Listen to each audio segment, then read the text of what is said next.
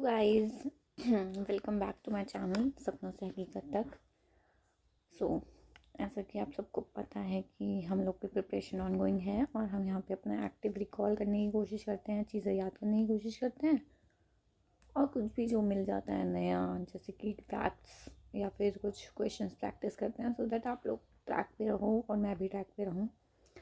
आज के लिए हम अपना पॉलिटी रिवाइज करेंगे और पॉलिटी रिविजन में हम सबसे पहले रिवाइज करेंगे लक्ष्मीकांत चैप्टर नंबर 1। आपको पता है इट्स हिस्टोरिकल बैकग्राउंड। तो सबसे इम्पोर्टेंट मेजर फैक्ट्स याद कर रिमेंबर कर लेते हैं। तो देखो, ब्रिटिश जो है 1600 में इंडिया आए, ठीक है, as traders under East India Company, ठीक है। और फिर 1765 में उन्हें बंगाल, उड़ीसा एंड बिहार के दीवानी राइट्स मिल गए। फिर उसके बाद आपका 1858 में ब्रिटिश क्राउन ने जो है सारी चीज़ें अपने कंट्रोल में ले ली आफ्टर 1857 रिवॉल्ट।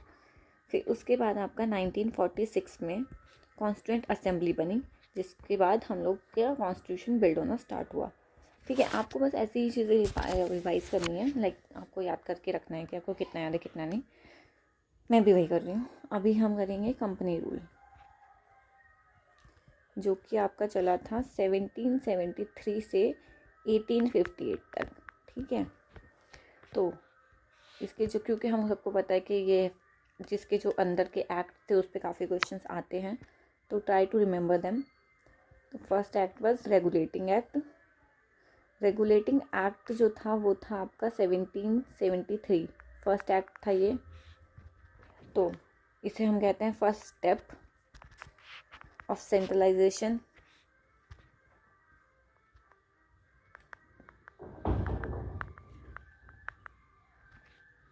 क्योंकि इसमें सबसे पहले ब्रिटिश गवर्नमेंट ने कंट्रोल करने की कोशिश की थी ईस्ट इंडिया कंपनी के अफेयर्स को, ठीक है।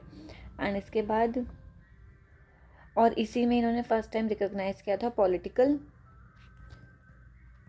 एंड एडमिनिस्ट्रेटिव अफेयर्स को। इन्होंने अलग अलग कर दिया था कि कौन सा पॉलिटिकल है कौन सा एडमिनिस्ट्रेटिव है, ठीक है। उसके बाद इसमें ही जो है आपका गवर्नर ऑफ बंगाल बन गए थे गवर्नर जनरल ऑफ इंडिया,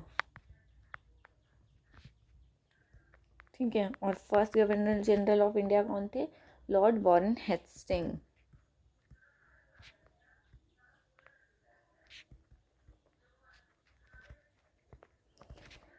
और क्या बोलते हैं गवर्नर जनरल, इन्होंने जो है 4 मेंबर एग्जीक्यूटिव काउंसिल भी इस्टेब्लिश की थी, ठीक है। और governor of Bombay and governor of Madras जो है आपको पता है इसके सबऑर्डिनेट हो गए थे, ठीक है। फिर इन्होंने सुप्रीम कोर्ट इस्टेब्लिश किया था eight Kolkata in 1774,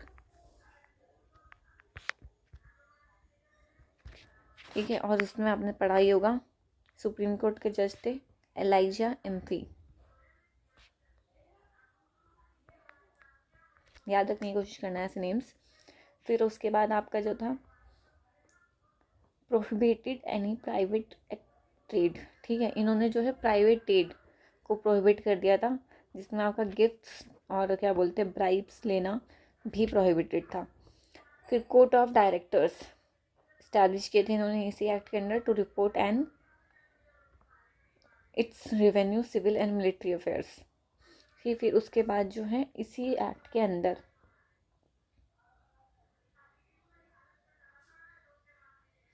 England proprietors who elect 24 directors for 4 years, ठीक है। ये लोग इलेक्ट करते थे। वेट अ मिनट, हाँ मेरे को लगता है मेरे को ट्विस्ट करना चाहिए, स्क्रीन ऐसे दिखना चाहिए, क्योंकि फिर वो आपको सही से दिखेगा नहीं। ठीक है, एक बार रिवाइज करते हैं हमने इसमें क्या क्या पढ़ा। देखो, ये 4 चीज़ आपको याद रहनी चाहिए, ठीक है। जिसमें से भी मेजर ये कि दीवानी राइट्स कब मिले, 1765 में मिले थे। फिर बाकी आपका 1946 में आपका कॉन्स्टिट्यूशन असेंबली बन गई थी, कॉन्स्टिट्यूएंट असेंबली। फिर आपका कंपनीज रूल आया, फिर आपका रेगुलेटिंग कंपनीज रूल के अंदर रेगुलेटिंग एक्ट था 1773, फर्स्ट स्टेप ऑफ सेंट्रलाइजेशन, जिसमें आपके पॉलिटिकल और एडमिनिस्ट्रेटिव अफेयर्स को रिकॉग्नाइज किया गया था। और ये फर्स्ट स्टेप था ऑफ सेंट्रलाइजेशन। इसमें जो है गवर्नमेंट ऑफ बंगाल जो है गवर्नर जनरल ऑफ बन गए थे। सॉरी हाँ, इंडिया किसी और में बने थे, वो बंगाल बन गए थे, जिसमें जो है इन्होंने 4 मेंबर एग्जीक्यूटिव काउंसिल स्टैब्लिश की थी। गवर्नर जनरल जो थे, first governor general of Bengal थे लॉर्ड वॉरेन हेस्टिंग। ठीक है, इन्होंने सुप्रीम कोर्ट स्टैब्लिश किया था इन 1774 एट कोलकाता, जिसके जज थे एलाइजा एम्फी। इन्होंने prohibit any private trade.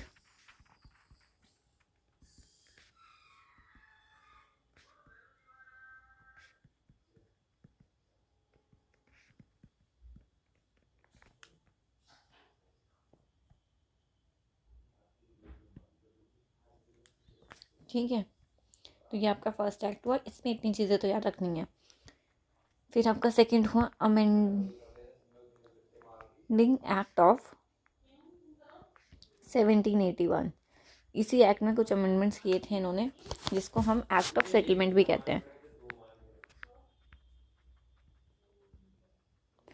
Act of settlement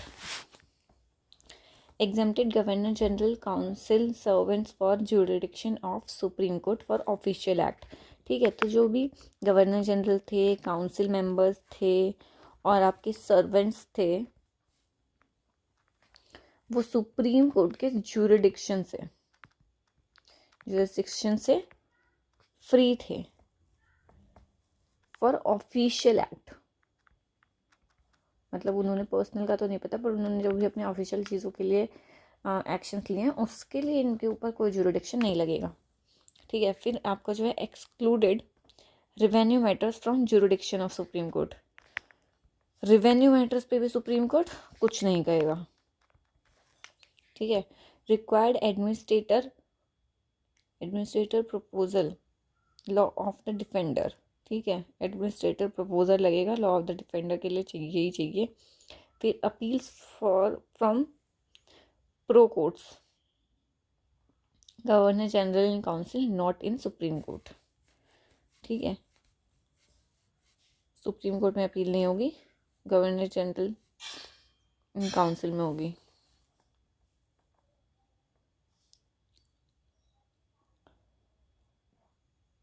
to ratify defect वही, मतलब इसके रेटिफिकेशन के लिए आया, पहले वाले एक्ट के रेटिफिकेशन के लिए ये वाला एक्ट आया था। ठीक है, फिर आपका थर्ड एक्ट हो गया पिट्स इंडिया एक्ट।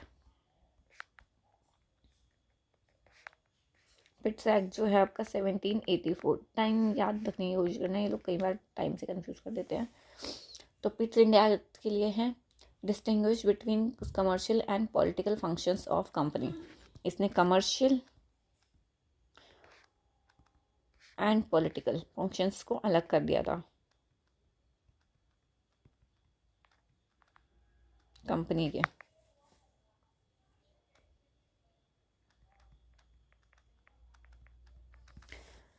फिर आपका कोर्ट ऑफ डायरेक्टर्स को जो, तो इन्होंने कोर्ट ऑफ डायरेक्टर्स को दे दी थी कमर्शियल अफेयर्स, और बोर्ड ऑफ कंट्रोल इन्होंने बनाया था, जिसमें इन्होंने पॉलिटिकल अफेयर्स काम करने के लिए दिया था। इन्होंने इसमें जो थे आपके 6 मेंबर्स थे उस टाइम पे। तो बेसिकली क्या हुआ, system of double government.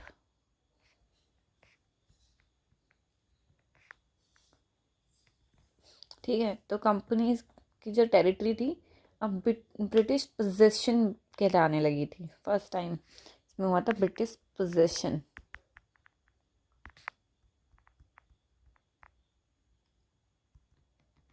Is equal to company's territory.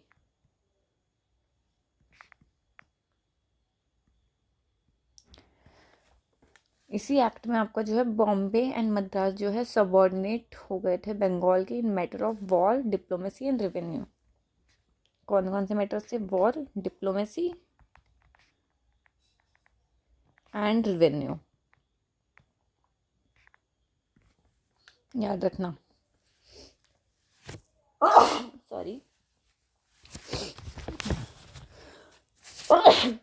बार देखते हैं फिर से, सॉरी।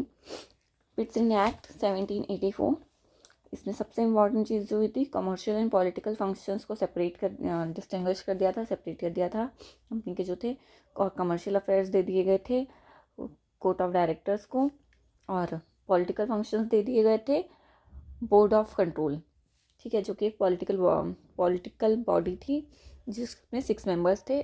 और बेसिकली ये क्या हुआ था, डबल सिस्टम, डबल गवर्नमेंट, ठीक है। तो इसी एक्ट में जो है ब्रिटिश पोजेशंस कहे गए थे फर्स्ट टाइम कंपनी की टेरिटरी को, और मद्रास और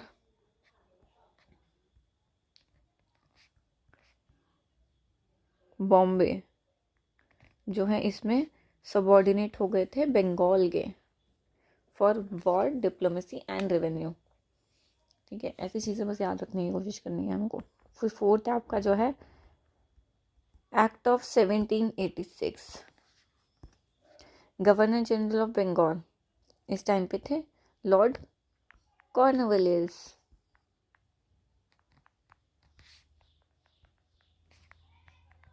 ये हमेशा याद रखने की कोशिश करना है किसके टाइम, कौन से एक्ट के टाइम पे कौन गवर्नर जनरल था, कौन वाइस रॉय था, ठीक है। इसी एक्ट में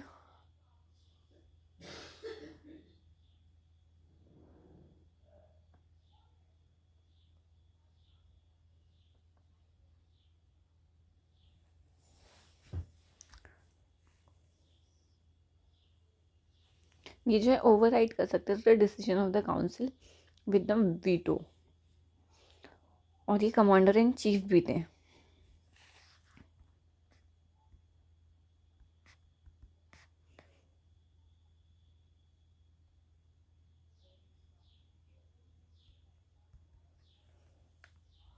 फिर आपका नेक्स्ट एक्ट था चार्टर एक्ट ऑफ 1793, ठीक है। ओवर रूलिंग पावर्स जो है एक्सटेंड कर दी थी इन्होंने सारी की सारी गवर्नर जनरल के पास। फिर extended trade monopoly for 20 years, ठीक है। Salaries of board of directors from Indian revenue, ये इंपॉर्टेंट चीज़ है। Salaries of board of control from Indian revenue, अब याद है ना तुम्हें किस चीज़ के लिए थे board of control, board of control से पॉलिटिकल अफेयर्स के लिए, तो उसकी जो है इंडियन रेवेन्यू से सैलरी जा रही थी। वीटो पावर दे दी थी गवर्नर जनरल को, ठीक है। Company give license for private trade और कंट्री ट्रेड, लाइसेंसिंग सिस्टम हो गया था ताकि करप्शन ना हो। कंपनी को जो है इसमें 5 लाख पाउंड देने थे टू ब्रिटिश गवर्नमेंट, जो भी नुकसान कर रहा था उन्होंने इसके लिए, उन पे जो लॉस था। Revenue and judicial administration separate कर दिया था, माल अदालत, ये याद रखना बिकॉज ये जो टर्म्स हो जाती हैं ये कई बार पूछ लेते हैं कि इनमें क्या था।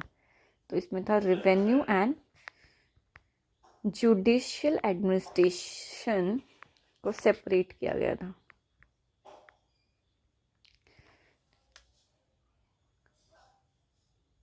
और इसी के अंदर आया था रूल के सीनियर ऑफिसर्स जो थे वो इंडिया को लीव नहीं कर सकते विदाउट परमिशन, ठीक है। फिर आपका नेक्स्ट एक्ट जो था वो था चार्टर एक्ट ऑफ 1793,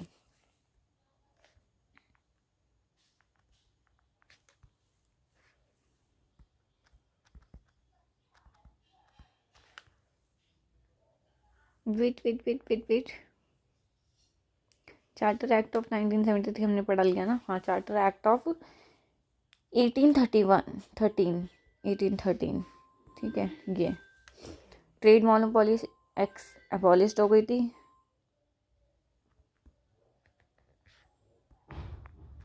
सिर्फ क्या बचा था आपका, trade in tea and trade with China. इन दो को छोड़ के बाकी ट्रेड मोनोपोली जो है एबॉलिश हो गई थी। क्रिश्चियन मिशनरीज को अलाउ कर दिया था इन्होंने फॉर स्प्रेड ऑफ क्रिश्चियनिज्म। फिर इसका स्प्रेड ऑफ वेस्टर्न एजुकेशन को स्प्रेड करने लगे थे।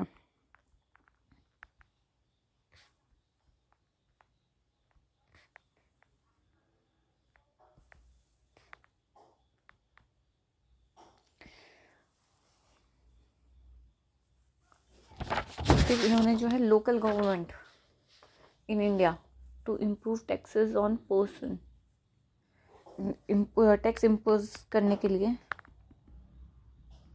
जो है लोकल गवर्नमेंट स्टैब्लिश की। फिर इसका एजुकेशन, क्योंकि इसको स्प्रेड कर, इस एक्ट के अंदर आया था कि 1,00,000 रुपए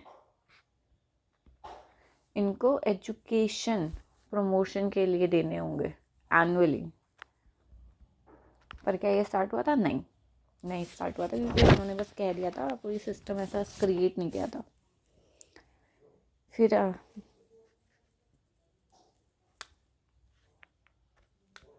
6 था ये, सॉरी। फिर आपका 7th एक्ट आएगा, charter act of 1833। Most important act, इससे बहुत सारे सवाल हुए हैं, ठीक है, क्योंकि ये था फाइनल स्टेप सेंट्रलाइजेशन।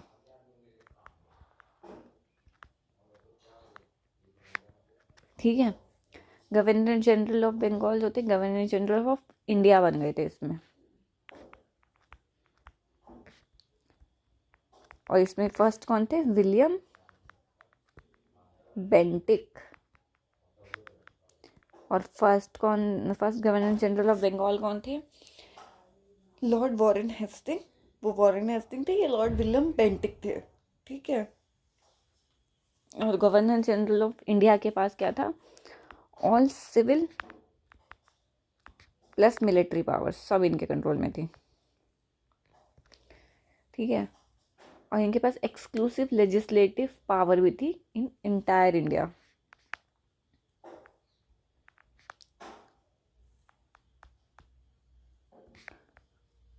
कुछ भी इनसे पूछे बिना नहीं होगा। इस एक्ट के बाद से ही जो है east India company purely administrative body बन गई थी। ठीक है, और इस एक्ट के अंदर इन्होंने इंट्रोड्यूस किया था, ठीक है, system of open civil service competition. Open competition for civil services जो हम प्रिपेयर कर रहे हैं, इन्होंने इंट्रोड्यूस किया था फर्स्ट टाइम। ठीक है, monopoly ended in China trade. China trade की मोनोपोली एंड हो गई थी। लॉ कमीशन स्टैब्लिश हुआ था और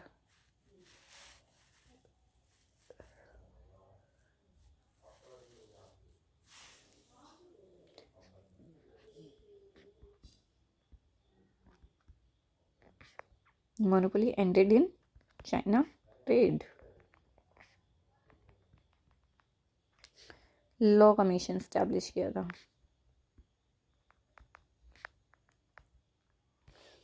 लॉ मेंबर फर्स्ट जो थे मैकॉले थे। ठीक है, स्लेव कंडीशन ये थी, एक्ट 5 ऑफ 1843 अबॉलिश्ड स्लेवरी। ये याद रखना है। इसके तुरंत बाद 10 साल बाद जो है स्लेवरी अबॉलिश हो गई थी, क्योंकि इन्होंने स्लेव कंडीशन से बात की थी। फिर आपका आया था नेक्स्ट एक्ट जो था charter act of 1853। Again important act. ये जो 3 सीक्वेंस से चार्टर एक्ट है ना, ये बहुत इम्पोर्टेंट है, काफ़ी बार क्वेश्चन आ चुके हैं। ठीक है, क्यों ये वाला इसलिए इम्पोर्टेंट था क्योंकि ये लास्ट चार्टर एक्ट था। ठीक है, इसने legislative and executive functions of governor general council को अलग किया था।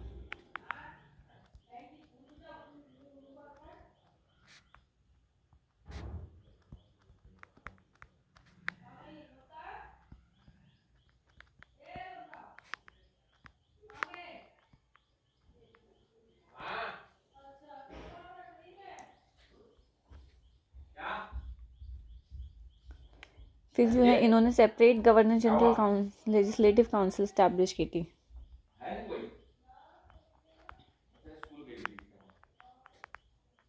जिसको ही इंडियन लेजिस्लेटिव काउंसिल कहते हैं।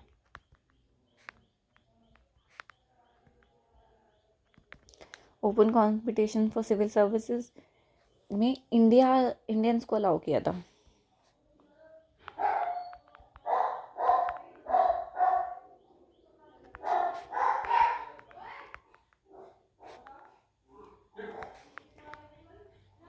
मैकॉले कमेटी बनी थी।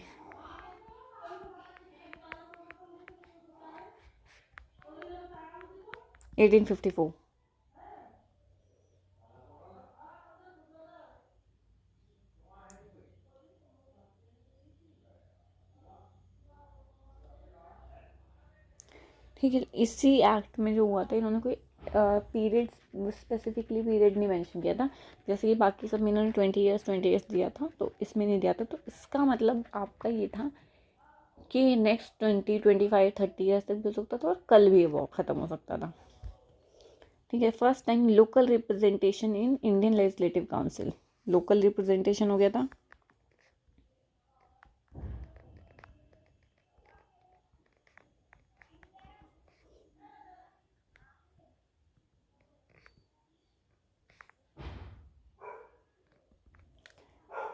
इन्होंने जो है कोर्ट ऑफ डायरेक्टर्स की स्ट्रेंथ जो है 24 से 18 कर दी थी, मतलब कि घटा दी थी।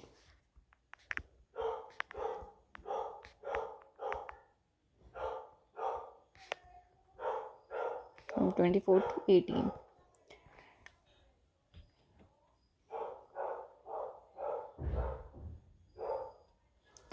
और जो सिविल सर्विस कंपटीशन था उसमें फर्स्ट इंडियन जो थे जिन्होंने क्वालिफाई किया था वो थे सत्येंद्रनाथ टैगोर, 1863 to 64। ठीक है। Governor general has power to veto any proposal.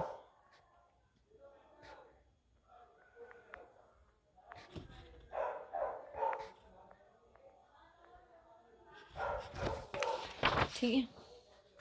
तो इस वाली वीडियो में हमने क्या देखा, हमने सारे कंपनीज रूल के एक्ट देखे। एंड अभी हम इतना ही करेंगे, आप इसको देख लेना, 2x पे देख लेना, 5.5 पे देख लेना, जैसा आपको सही लगे। और इसके बाद हम एक और वीडियो डालेंगे आज ही, जिसमें हम क्राउन रूल्स के भी सारे एक्ट्स डाल देंगे। ठीक है। Okay, so bye bye, all the very best for the exam, study hard.